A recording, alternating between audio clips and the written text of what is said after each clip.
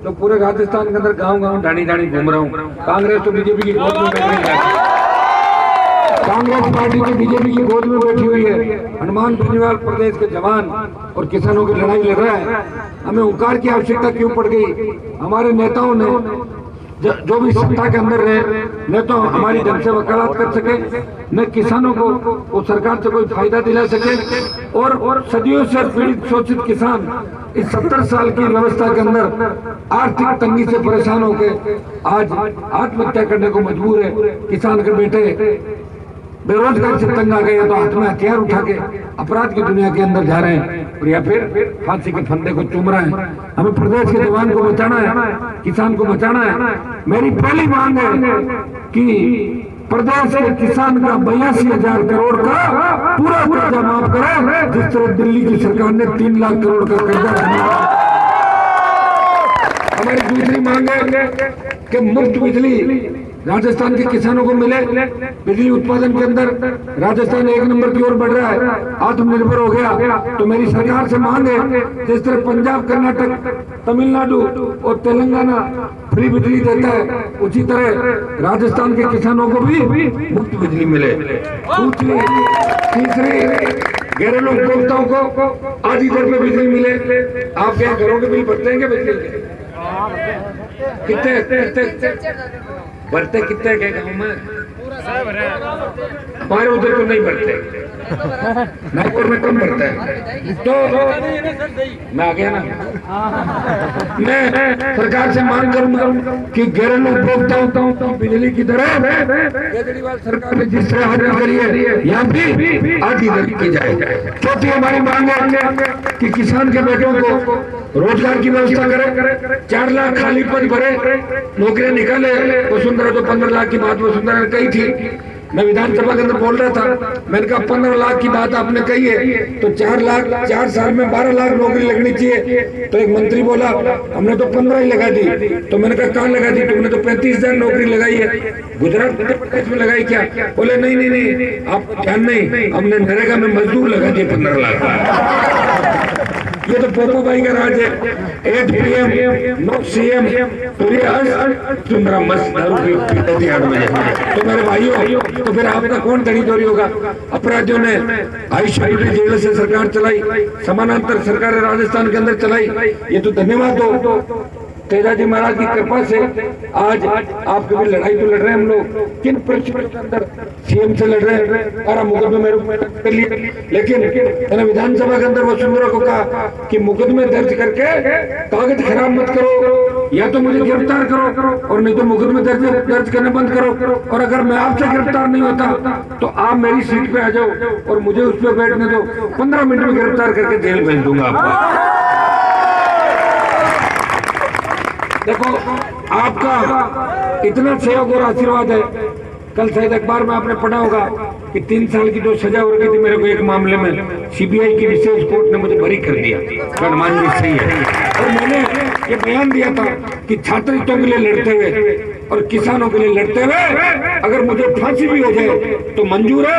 हनुमान बेनीवाल टूट सकता है, लेकिन सामंती ताकतों के सामने झुकने वाला व्यक्ति नहीं।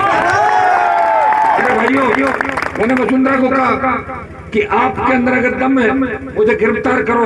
मैंने कई बार वसुंधरा को ट्रेलर दिखाया राजस्थान के अंदर कई जगहों पे। मैंने कहा गिरफ्तार कर लो, पूरी पिक्चर दिखा दूंगा आपको। अब आपका चूरू और शेखावाटी का इलाका अगर मजबूत हो गया तो राजस्थान आपने जीत लिया, क्योंकि मारवाड़ तो आग उगल रहा है, पूरा तैयार बैठा है।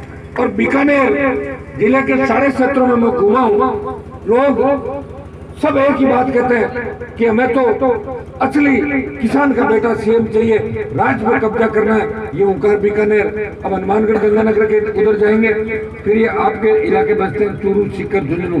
तो मैं चूरू के अंदर बहुत बड़ा दुर्भाग्य है कि हमारी इतनी बड़ी संख्या होते हुए 1-8 विधायक अपना जीतता जिले के अंदर, इससे कोई शर्मनाक बात नहीं हो सकती। तो हमें संगठित होना है और दूसरे लोगों को भी साथ लेना है। दलित, मुसलमान और शोषित जिनका भी शोषण हुआ, इन 36 कौम के लोगों को साथ लेके ऐसा समीकरण बनाएंगे कि चूरू के अंदर जो जमे हुए लोग बैठे उनको इस बार विधानसभा की सीढ़ियों तक नहीं पहुंचने देंगे, उनको बाहर का रास्ता दिखा देंगे। और आपको पता, मैंने तो पहले ही चूरू के आपके मंत्री राठौड़ तो सबसे बड़े सरकार के अंदर सबसे बड़े मंत्री हुआ करते थे, और मैंने कहा था कि मैं राठौड़ को जेल का रास्ता दिखाऊंगा, और मैंने राठौड़ को जेल की फाटक खुलवा के उसके अंदर डलवाया। अब मैं क्या करूं, उसको कोर्ट बरी कर दे तो मेरे हाथ में तो है नहीं, और मैं इतना ताकतवर नहीं कि कोर्ट के आगे खड़ा हो जाऊं, और इतनी ताकत अगर आपने मुझे दे दी तो बाहर घूमते हुए नहीं दिखेंगे मेरे भाइयों। इतनी ताकत मेरे अंदर नहीं है, इतनी ताकत मेरे अंदर थी।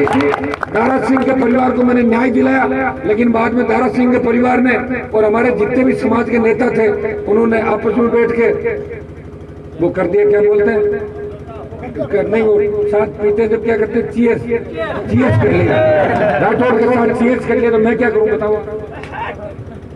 तो मैं तो आपको इतना ही भरोसा दिलाता हूं कि किसान के अगर प्रदेश के अंदर किसान के बेटों के कोई सुई भी चुभती है तो हनुमान बेनीवाल को दर्द होता है। मैं प्रयास करता हूं कि मेरे भाई मजबूती के साथ आगे बढ़े, विकास करे और सत्ता पे कब्जा करे, और सत्ता पे कब्जा का रास्ता हुंकार के माध्यम से होगा। नागौर के अंदर 5 लाख, बाड़मेर के अंदर 7 लाख, बीकानेर के अंदर 9 लाख, 25 से 15 लाख जयपुर के अंदर इकट्ठा हो जाओगे, राज आपका बन जाएगा और असली किसान का बेटा मुख्यमंत्री भी बन जाएगा। नई पार्टी की घोषणा भी कर देंगे, आपको झंडा भी बता देंगे और नया चिन्ह भी बता देंगे। लेकिन वो चिन्ह कब बताएंगे, जब 15 लाख जयपुर में इकट्ठा होंगे। बीकानेर के बाद आएंगे सीकर, और सीकर के बाद राजधानी।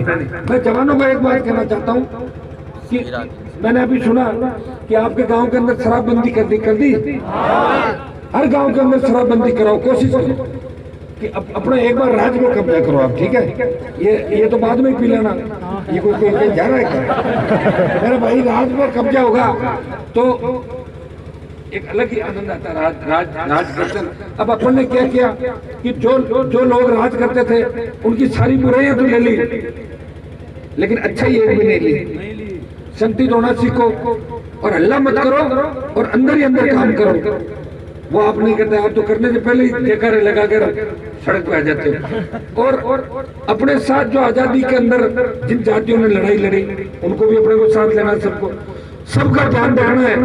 अपन जिस गांव के अंदर रहते हैं वहाँ जिस तरह पहले इतिहास गवाह है कि जिस गांव के अंदर अपनी जाति के 50 घर होते थे, दूसरी जातियों के लोग कहते थे कि हम तो नींद लेके सो रहे हैं, हमारे रखवाले इस गांव के अंदर बैठे। ये रखवाली हमें वापिस से संदेश देना है कि हम हर कौम के रखवाले हैं। हमने पहले भी दिल्ली सल्तनत में जब संकट आया, दिल्ली का ताज बचाने के लिए हमने लड़ाई लड़ी, और आज भी देश की सीमा पर संकट आता है तो सबसे पहले किसान का बेटा आपके शेखावाटी, रतनगढ़, चूरू और नागौर, बीकानेर के किसान के बेटे सादत देकर रक्षा करते हैं। अभी थोड़े दिनों पहले आपके भाई जो नैन बोरीसर के राजेंद्र नैन शहीद हुए, आज राकेश चोटिया डूंगरगढ़ के शहीद हो गए। ऐसा कोई गांव नहीं, ऐसा कोई तहसील नहीं जहाँ हमारे लोगों ने 71 की लड़ाइयों के अंदर और आजादी फौज के अंदर भी सुभाष चंद्र बोस के साथ शेखावाटी और मारवाड़ के लोगों ने लड़ाई लड़ी थी। हम वीर हैं और हमारे नेताओं ने लड़ना छोड़ दिया, और हमारे नेताओं ने अपने परिवारों के अलावा सेकंड पीढ़ी को तैयार नहीं किया, इसलिए एकदम से खालीपन आ गया। नहीं तो खुद सीएम बने, एक दूसरे की टांग खींचते थे। कोई तो चूरू में घूमता, कोई नागौर का नेता था, कोई सीकर का था, कोई झुंझुनू का था, कोई हनुमानगढ़ का था, उससे बाहर निकलते नहीं थे। और न तो हमें लड़ना सिखाया और न हमें आगे बढ़ाया। अगर हमारे नेताओं की सोच ठीक होती तो 50 साल पहले इंदिरा गांधी नहर का सिंचाई का पानी रतनगढ़, सुजानगढ़, नागौर और आपके बीकानेर के हल्के के अंदर आ जाता, तो यहाँ का किसान भी पंजाब के किसान की तरह मजबूत होता। आपके बेटे भी लंदन और अमेरिका के अंदर पढ़ते। लेकिन हमारे नेता जंग लग गया था और जिसकी वजह से हम पिछड़ गए। लेकिन अब भी कोई समय गया नहीं, तो आपको विश्वास, आप शांति हो जाओ, मैं आपको रास्ता दिखा दूंगा कि इस रास्ते से अपने को चलना है। और ये रास्ता राज के अंदर जाता है, सचिवालय और विधानसभा में आपका कब्जा हो जाएगा। लेकिन जब होगा तो जोश के साथ साथ आप होश भी रखोगे और बुजुर्गों का आशीर्वाद लेकर आगे चलोगे। खाली लड़कों से कुछ नहीं होगा, बुजुर्गों का आशीर्वाद आप ले लो। मैं कई जगह देखता हूँ, मैं नागौर में लोकसभा का चुनाव लड़ा तो लड़के मेरे साथ आ गए और बुजुर्ग सारे सामने पड़े भी चले गए। मैं गांव के अंदर मीटिंग करता तो लड़के मेरे नारे लगाते और बुजुर्ग कहते कि हनुमान तो छोरा छोरा लिए फिरे, इस चक्कर में मेरे को हरा दिया उन्होंने। समझ गया बात? तो खाली अपने युवाओं से काम नहीं चलेगा। युवाओं के साथ साथ देखो 60 साल की उम्र तक का तो युवा मान लिया अपने, ठीक है, वो तो अपने साथ आ जाएगा। 60 साल तक का तो युवा और 60 से 80 साल तक के लोग हैं, उनको सम्मान बराबर का आपको देना है। कहीं भी कार्यक्रम हो उनको मंच पे बिठाओ, रास्ता उनके साइड से निकालो। आप तो कई बार मेरे को उठा के ले जाते हो यार, ऊपर से निकाल देते हो, फिर कहाँ से जाने के बाद कहते हैं छोरा बदमाशी करके किसी को पटक देते हो, किसी को गिरा देते हो। तो मेरे भाइयों, ये बातों का अपने को ध्यान रखना होगा। ये छोटी छोटी बातें है ना, ये 2018 मिशन में। अब मिशन 2018 अगर पूरा करना है और ये रात को आप मेरा इंतजार कर रहे हो, ईश्वर की कृपा है। नहीं तो लोग रात को इंतजार कम ही करते हैं, पथराव करते हैं रात को, तो इंतजार हनुमान बेनीवाल का ही करते हो आप राजस्थान के अंदर। तो मैं इसके लिए तो आपको धन्यवाद दूंगा और मैं युवाओं से आह्वान करूंगा, जिस तरह भगत सिंह और तात्या टोपे ने अपने प्राण न्यौछावर करके भारत माता को गुलामी की बेड़ियों से आजाद कराया था, इस 2018 की जंग के अंदर प्रत्येक किसान के बेटे को भगत सिंह और तात्या टोपे की भूमिका के अंदर चलना है और ओंकार के माध्यम से सत्ता पे काबिज होना।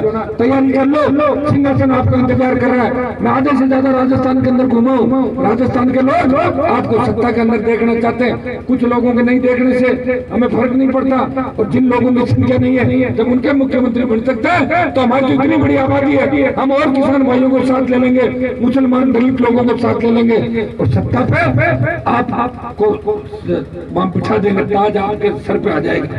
लेकिन इसके लिए तैयारी आपकी करनी होगी, एकजुट आपको होना होगा। आप चूरू जिले के हालात अगर देखते तो बताओ क्या स्थिति है। आप हर जगह देख लो, अपने लोग हैं, 4 लड़ते हैं, 5 कोई दूसरा निकल जाता है। तो भाइयों, इस बात को समझो, सोचो और एक चीज का ध्यान रखो। मैं कई लोगों को कहता हूँ, कई लोग मेरा कह रहे हैं कि आप तो कांग्रेस का नुकसान कर रहे हो। मुझे कई लोग ये कहते हैं कि हनुमान जी, आप तो राजस्थान के अंदर तीसरा मोर्चा बना के और कांग्रेस का नुकसान कर रहे हो। तो मैं उनको एक ही बात कहता हूँ कि मैं कांग्रेस का नुकसान बंद कर दूंगा। मुझे ये बताओ कि 70 साल के अंदर कांग्रेस ने आपको क्या दिया है? बताओ मुझे, क्या मुख्यमंत्री दिया क्या आपका? नहीं दिया ना, और गृह मंत्री भी नहीं दिया। तो फिर कांग्रेस से क्या अपना रिश्ता है? मैं तो कहता हूँ कांग्रेस को खत्म करो और उसको वापस नीचे ले आओ एकदम, तब जाके आपका भला होगा। और भारतीय जनता पार्टी का तो वसुंधरा का तो बल्ब वैसे ही फ्यूज हो जाएगा, लेकिन फ्यूज बल्ब अशोक गहलोत वापस नहीं आए। और उत्तर प्रदेश का रहने वाला पायलट राजस्थान के अंदर क्या मांगता है मेरे भाइयों? राजस्थान तो अपना है, अपन राज करेंगे राजस्थान के अंदर। आज जब करेंगे हर जगह आप एक हो जाओगे और समझ के साथ, सोच के साथ, जिस तरह अर्जुन को मछली की आंख दिखाई दे रही थी, एक लक्ष्य होना चाहिए कि मैं बोलूंगा, अच्छी भाषा बोलूंगा और ज्यादा से ज्यादा लोगों को जोड़ के, और मैं उनका वोट बूथ तक ले जाऊंगा और मैं उसी पार्टी को वोट दूंगा जो हमारा सीएम बनाएगी, तब जाके राज में आप आओगे। ऐसे आप कांग्रेस में वोट डाल दोगे, गहलोत कांग्रेस में मुख्यमंत्री कौन तय करता है? पहले तो करती सोनिया गांधी, राजीव, अब वो करता है राहुल गांधी। अब राहुल गांधी के बारे में मैंने कहीं पढ़ा था कि उसको तो यही पता नहीं को गुजरात के अंदर टॉयलेट करने के लिए महिलाओं के बाथरूम में घुस गया था। तो उसको ये पता नहीं कि आदमी पेशाब करता है औरतें, तो मेरे भाई को देश में चलेगा बताओ? वो तो कहीं ले जाके और कहीं फटकेगा। इसलिए अपने को अपना खुद का ही काम करना है, खुद की पार्टी, खुद की सरकार, खुद का ही मोर्चा और खुद के ही उम्मीदवार। लेकिन ये कब होंगे? देखो, घोषणा नहीं करेंगे, पहले तो आप सब आओ बीकानेर, संख्या होनी चाहिए 5, 7 की 9, और फिर सीकर, और सीकर के बाद 15 लाख होनी चाहिए जयपुर। उस दिन घोषणा भी हो जाएगी, झंडा भी दे देंगे, चिन्ह भी दे देंगे। और मैं यहाँ 36 कौम के लोग बैठे हैं, यहाँ पंडित जी ने मेरा स्वागत किया है। महावीर जी, क्या नाम पंडित जी का? सीताराम जी। सीताराम जी को मैं आश्वस्त करना चाहता हूँ कि सीताराम जी के समाज की संख्या हमारे बाद अगर राजस्थान में सबसे बड़ी संख्या है तो ब्राह्मण समाज की राजस्थान में सबसे बड़ी संख्या। मैं इनको आश्वस्त करना चाहता हूँ कि आपके नेता भी हमारे संपर्क के अंदर है और हम सारी कौम के सारे नेताओं को साथ लाके 36 कौम को साथ लाके इस कांग्रेस और बीजेपी से पिंड छुड़ा देंगे राजस्थान का, इतना भरोसा मैं आपको दिलाता हूँ। अभी तो मैं आपके लिए लड़ रहा हूँ, मुफ्त बिजली, कर्जा माफ, जवानों को रोजगार। अभी मेरी कोई पार्टी हो, झंडा थोड़ा ही, कोई चिन्ह थोड़ा ही मेरे पास, मैं तो आपके लिए लड़ रहा हूँ। विधानसभा के अंदर लड़ता हूँ, सरकार बाहर निकाल देती है, कभी सस्पेंड कर देती है। और वसुंधरा बार बार किस तरह आपको पता है कि वसुंधरा के जाके सब सरेंडर हो गए, एक ही आदमी बचा हनुमान बेनीवाल। वसुंधरा सपने में भी निश्चित रूप से मुझे कभी न कभी देखती होगी कि मैं इसका कुछ नहीं कर सकता। तो भाइयों, मेरे पे हनुमान जी महाराज की भी कृपा है और तेजा जी की कृपा है, लोक देवताओं की कृपा है, तभी तो मैं इस राजस्थान के अंदर आधी रात को मैं मीटिंगें करता हूँ और सुबह 4 बजे तक लोग मेरा इंतजार करते हैं, किसान के बेटे मेरा इंतजार करते हैं। मैं इतना ही भरोसा आपको दिलाता हूँ कि जातियों को लड़ाने का काम नहीं करेंगे। जातिवाद तो वसुंधरा लाई 70 जातियों की बन गई और मैंने असेंबली के अंदर पूछा, अरे एक औरत की एक जाति होती है, ज्यादा से ज्यादा कोई लव मैरिज कर ले तो 2 जाति है, तुम्हारी सीएम की 70 जाति है। तो एक मंत्री बोला, आपको क्या तकलीफ है, अब की बार 30 और करके हम पूरा सैकड़ा बनाएंगे। मेरे भाइयों, तैयार हो जाओ, सिंहासन पे कब्जा करना है और हजारों की तादाद के अंदर अपने अपने साधनों से बीकानेर आना है। देखो बाड़मेर में तो नरेंद्र मोदी को फेल कर दिया, मैंने करी कि नहीं करी सभा, तो बीकानेर में वैसा रैला कर दो कि कोई इतनी बड़ी रैली नहीं कर सके, फिर शिखर में करेंगे, फिर जयपुर आ जाएगा। तैयार होना सब लोग, गाड़ी घोड़े है कि नहीं है, ले आओगे सब। मेरे पास नरेंद्र मोदी की तरह पनीर पकोड़े, मिनरल वाटर, डिलेक्स बस नहीं है, खुद ही व्यवस्था करनी पड़ेगी। और पंडित जी को साथ लाना, सीताराम जी को, सीताराम जी नाम है ना, आप सीताराम जी को साथ लेके चलना। बहुत बहुत धन्यवाद।